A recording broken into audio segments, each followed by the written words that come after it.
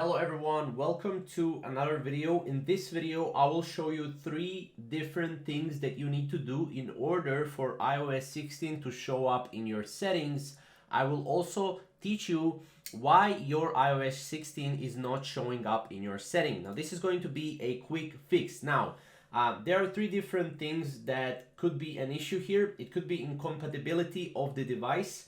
So make sure that you check if your device is compatible with iOS 16, and also sometimes you can get improper network or there might be something wrong with Apple servers. So let's check first. So check iPhone compatibility, go to iOS 16 Apple, and here down below you will be able to see the full list of what's new in iOS 16 as well as compatible devices for iOS 16. As you can see, all of these devices are compatible with iOS 16. So make sure that you have one of those devices, right?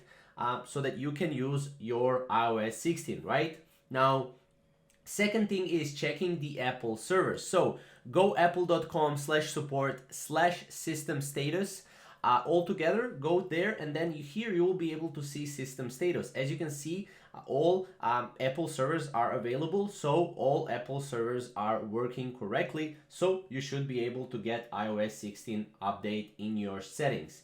Now, number 3 is resetting your network settings. How you can do this is, as you can see, you need to go to your settings, you need to go to your general, and then you can transfer or reset device. Then you click on reset and then reset network settings. This also resets Wi-Fi networks and passwords, cellular settings, and VPN and APN settings that you used before, as you can see right here. So these 3 fixes should be able to fix iOS 16 not showing up in your settings.